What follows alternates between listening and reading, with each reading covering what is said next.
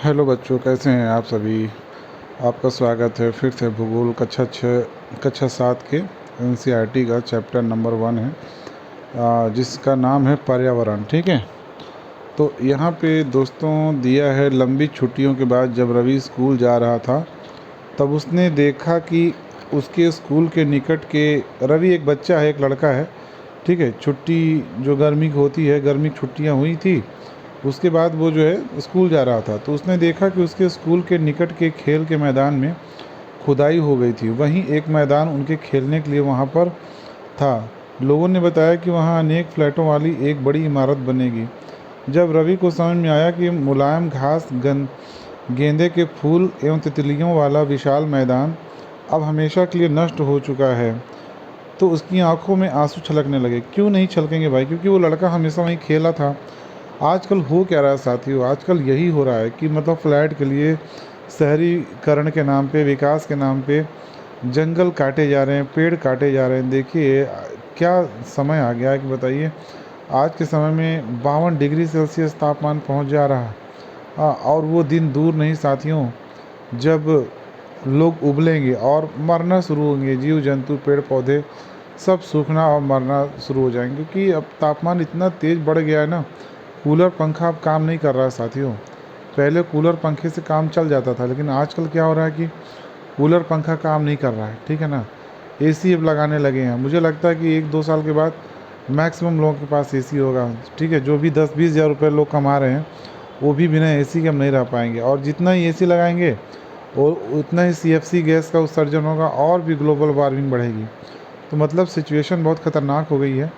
अब ये सब चीज़ों पे ज़रूरत है, इन सब चीज़ों पे रोक लगाने की। देखिए जो सरकारें हैं, अब हमारे समाज को या हम लोगों को उठना होगा, खड़ा होना होगा, और राजनीति में पर्यावरण के भी एजेंडे को साथ में लाना पड़ेगा। जो जो पार्टी पर्यावरण को सपोर्ट करेगी, जो वनों की कटाई को रोकेगी, जो इन्वायरमेंट को बेहतर करने की कोशिश करेगी, उसी सरकार को सत्ता में लाने का प्रयास होना चाहिए। अन्यथा सब मरेंगे, हमारी आने वाली पीढ़ियाँ तो हमको गाली देंगी, लेकिन मरेंगे सब लोग। ठीक है बहुत, अब इसको सीरियस लीजिएगा, मजाक नहीं कर रहे हैं, मतलब बहुत ख़तरनाक स्थिति में दुनिया पहुंच चुकी है। ठीक है, तो यहाँ पे हम लोग तो उसकी आंखों से आंसू छलकने लगे।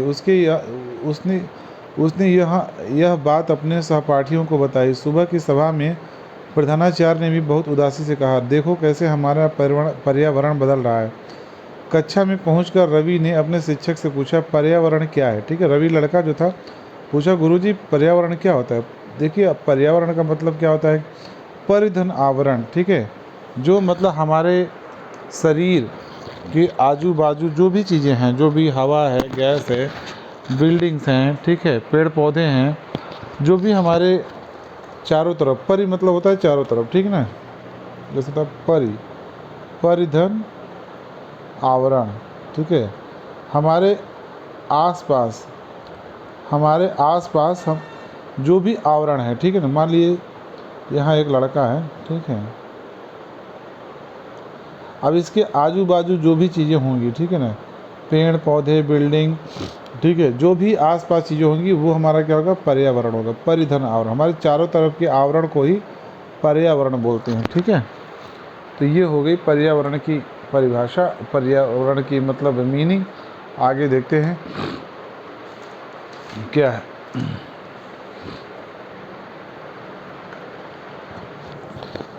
जो कुछ भी आप अपने आसपास देखते हो, शिक्षक ने बताया कि जो आपके आसपास में जो भी दिखाई पड़ता है, ठीक है, वो क्या है, पर्यावरण है। रवि कहने लगा, इसका अर्थ है स्कूल भवन, मेज, कक्षा में रखी कुर्सियाँ, यहाँ तक कि खुला मैदान, सड़क, कूड़ा करकट, मेरे दोस्त, ये सभी हमारे पर्यावरण कहेंगे। जी हाँ, बिल्कुल।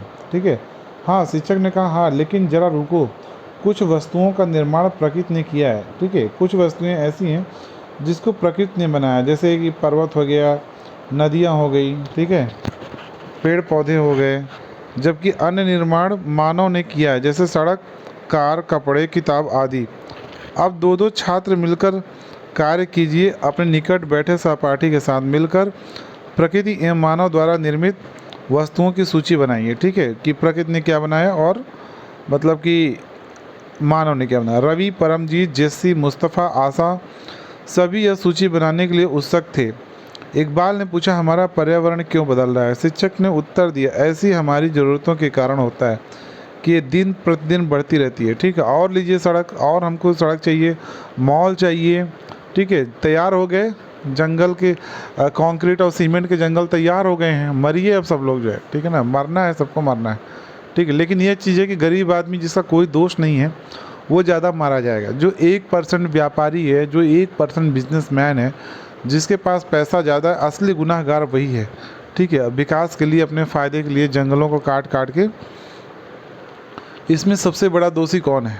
सबसे बड़ा दोषी तो एक तरह से देखा जाए तो हम ही आप हैं, जनता ही है, क्योंकि हम ही लोग सरकार को चुनते हैं और सरकार ही जो है कानून बना के इस सब पे रोक सकती है। ठीक है, दूसरा क्या है कि भाई जो बिजनेसमैन है, पैसे वाले लोग हैं, वो है। ठीक है, अब हम जनता को या आम आदमी को ज़्यादा दोषी इसलिए नहीं कह सकते क्योंकि भाई देखिए, हमारे देश की जो जनता है, जो नागरिक हैं, वो अभी भी सिविलाइज नहीं है, पूरी तरह से शिक्षित नहीं है, सभ्य नहीं बने हैं। ठीक है, डिग्री तो है लेकिन सभ्य नहीं बने हैं, तो उनको ज़्यादा दोषी नहीं मानते क्योंकि अभी उनका जो दिमाग का स्तर है, जो बौद्धिक स्तर है, बहुत कम है। सोचने विचारने की क्षमता उतनी नहीं है, जानकारी नहीं है, नॉलेज नहीं है। हाँ ठीक है, तो जो पढ़े लिखे लोग हैं उनको दोषी मान सकते हैं। जो पावरफुल लोग हैं, जिनके अंडर में आता है कि हाँ चलो, हम जो पैसे वाले लोग हैं कि चलो यार थोड़ा हम पौधे लगा दें, ज़मीन ले लें, थोड़ा जंगल तैयार करें, पर्यावरण तैयार करें, उन लोगों को की जिम्मेदारी है। ठीक है, तो वो लोग जिम्मेदारी नहीं निभा रहे हैं तो उसको ही ज़्यादा दोषी माना जा सकता है। अब यहाँ देखते हैं, पर्यावरण हमारे जीवन का मूल आधार है। ठीक है, सही बात है, पर्यावरण नहीं होगा तो हमारा जीवन ही नहीं होगा। यह हमें सांस लेने के लिए हवा, जो हम सांस लेते हैं, हवा मिलती है, पीने के लिए जल मिलता है, खाने के लिए भोजन, रहने के लिए भूमि प्रदान करता है। मानव इस प्राकृतिक पर्यावरण, ह्यूमन इस नेचुरल इन्वायरमेंट में कैसे परिवर्तन करता है। ठीक है, कार का धुआं, ठीक है, गाड़ी का धुआं वायु को प्रदूषित करता है, पानी का पात्र में एकत्रित किया जाता है, भोजन को बर्तनों में परोसा जाता है और भूमि पर कारखानों का निर्माण होता है। मानव कार, मिल, कारखानों एवं बर्तनों का निर्माण करता है। इस प्रकार से मानव प्राकृतिक पर्यावरण में परिवर्तन करता है। नेचुरल एनवायरनमेंट में कैसे परिवर्तन होता है? वही इंडस्ट्री लगा के, क्योंकि आपको कार भी बनानी है, हाँ, तो आपको स्टील लगाना पड़ेगा, तो उसके लिए उद्योग लगाना पड़ेगा, वहाँ कोयला जलेगा या इधर फ्यूल चलेगा। ठीक है, कारखानों में बर्तन बनता है तो उसमें भी फ्यूल लगता है। ठीक है, कोई भी प्लांट लगाने के लिए, कोई भी आपको इंडस्ट्री चलाने के लिए, कोई भी मशीन चलाने के लिए आपको एनर्जी चाहिए होती है। एनर्जी कहाँ से आती है? कोयले से, डीजल से, पेट्रोल से। तो आप वो डीजल, पेट्रोल या कोयला का इस्तेमाल करेंगे तो CO2 तो बढ़ेगी। ठीक है, अब बढ़ेगी तो ग्लोबल वार्मिंग में उसका असर दिखेगा।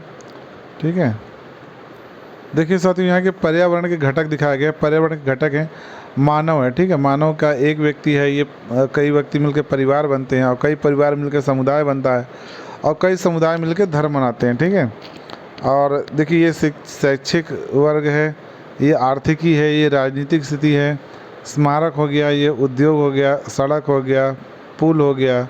मानव निर्मित, देखिए मानव निर्मित क्या क्या है? इमारतें हैं, पार्क हैं, पुल हैं, सड़क है, उद्योग है और स्मारक है। ठीक है, आर्थिक स्थिति है, शैक्षिक है, धर्म है, समुदाय, परिवार, एक व्यक्ति। हाँ ठीक है, और जो प्राकृतिक में क्या आता है? जो स्थल मंडल है, ठीक है, जो वायुमंडल है, जल मंडल है, सजीव जो है, ये सब क्या है? नेचुरल मतलब बना हुआ चीज़ है। ठीक है, जीवी अजीवी, ठीक है, यहाँ पे दिया जीवी अजीवी के बारे में। सजीव प्राणियों को संसार जैसे पादप एवं जंतु, अजीवी जैसे निर्जीव पादपों का संसार जैसे स्थल। ऊपर के वार्तालाप से आप समझ गए होंगे कि किसी भी जीवित प्राणी के चारों ओर पाए जाने वाले लोग, स्थान, वस्तुएं आदि वस्तुएं एवं प्रकृति को पर्यावरण कहते हैं। यह प्राकृतिक एवं मानव निर्मित परिघटनाओं का मिश्रण है। प्राकृतिक पर्यावरण में पृथ्वी पर पाई जाने वाली जीवी एवं अजीवी दोनों परिस्थितियां सम्मिलित हैं। ठीक है, अब यहाँ पे देखिए दिखा रहा है, जबकि मानवीय पर्यावरण में मानव के परस्पर क्रियाएं, उनकी गतिविधियां एवं उनके द्वारा बनाई गई रचनाएं सम्मिलित हैं। प्राकृतिक पर्यावरण, नेचुरल इन्वायरमेंट, जैसे भूमि हो गई, ठीक है ना, जल हो गया, वायु हो गई, ठीक है, पेड़ पौधे एवं जीव जंतु मिलकर प्राकृतिक पर्यावरण बनाते हैं। ठीक है, स्थल मंडल, जल मंडल, वायुमंडल एवं जय मंडल से आप पहले से ही परिचित होंगे। आइए हम अब आइए अब हम इनके संबंध में कुछ और तथ्यों की जानकारी प्राप्त करते हैं। पृथ्वी की ठोस प्रपटी या कठोर ऊपरी परत को स्थल मंडल कहते हैं। ठीक है, किसे कहते हैं? पृथ्वी का जो ठोस ऊपरी प्रपटी है, जिस पे हम चलते फिरते हैं भाई, जिस पे हम खेती करते हैं, उसको क्या कहते हैं? भू परपटी बोलते हैं। ठीक है, या स्थल मंडल कहते हैं। ठीक है, यह चट्टानों से बनी होती है, खनियों से बना होता है एवं मिट्टी की पतली परत से ढका होता है। ठीक है, यह पहाड़, पठार, मैदान, घाटी आदि जैसी विभिन्न स्थलाकृतियों वाला विषम धरातल होता है। ये स्थलाकृतियाँ महाद्वीपों के अलावा महासागर की सतह पर भी पाई जाती हैं। स्थल मंडल वह क्षेत्र है, ठीक है, स्थल मंडल वह क्षेत्र है जो हमें वन, कृषि एवं मानव बस्तियों के लिए भूमि, पशुओं को चराने के लिए घास स्थल प्रदान करता है। यह खनिज संपदा भी एक स्रोत है। ठीक है, देखिए यहाँ जल मंडल है, ये स्थल मंडल है, ये स्थल मंडल है। ठीक है, ये वायुमंडल है। ठीक है, जल के क्षेत्र को जल मंडल कहते हैं। यह जल के विभिन्न स्रोतों जैसे नदी, झील, समुद्र, महासागर जैसे विभिन्न जलाशयों से मिलकर बनता है। यह सभी प्राणियों के लिए आवश्यक है। पृथ्वी के चारों ओर फैली वायु की पतली परत को वायुमंडल कहते हैं। ठीक है, पृथ्वी का गुरुत्वाकर्षण बल अपने चारों ओर के वायुमंडल को थामे रखता है। यह सूर्य की झुलसने वाली गर्मी और हानिकारक किरणों से हमारी रक्षा करता है। इसमें आगे देखेंगे, यहाँ क्या दिया है? पर्यावरण यानी इन्वायरमेंट शब्द की उत्पत्ति फ्रेंच शब्द इन्वायरोनेर या इन्वायरोनोर से हुई, जिसका अर्थ है पड़ोस। अपने आसपास के स्थल को देखिए और आपके पड़ोस में भूमि का उपयोग किस किस प्रकार से हो रहा है, सूची बनाइए। ठीक है, बना लीजिएगा। आइए कुछ करके सीखें। अपने घर के स्कूल के आप जो पानी उपयोग करते हैं, कहाँ से आता है? हमारे दैनिक जीवन में पानी के विभिन्न उपयोगों की सूची बनाएं। ठीक है, बना लीजिएगा, ये सब देख लीजिएगा, कोई खास नहीं इसमें। ठीक है,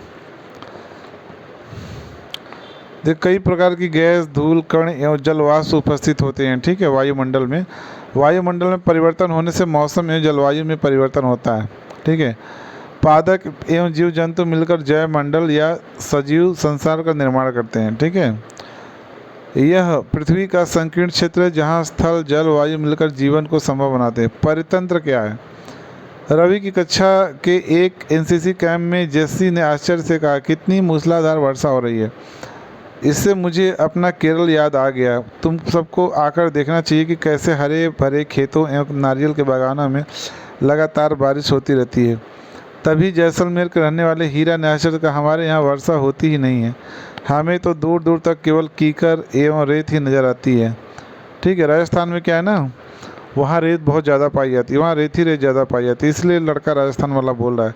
लेकिन वहाँ ऊँट भी तो मिलते हैं। रवि ने कहा ऊँट भी मिलते हैं, राजस्थान में ऊँट मिलते हैं। ठीक है, हीरा ने कहा, जो राजस्थानी लड़का है, ऊँट तो मिलेंगे ही, जब तुम्हारे हमारे रेगिस्तान आओगे तो तुम्हें सांप, छिपकली, अनेक कीट भी देखने को मिलेंगे। रवि हैरत में पड़ गया। विभिन्न स्थानों पर पाए जाने वाले जीव जंतु, वनस्पति एवं लोगों के रहन सहन के तरीके इतने भिन्न क्यों हैं?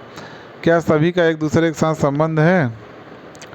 जी बिल्कुल संबंध है। ठीक है, तो साथियों बस आज के लिए बस इतना ही। आगे का जो है चैप्टर आगे देखेंगे। ठीक है, यहाँ तक।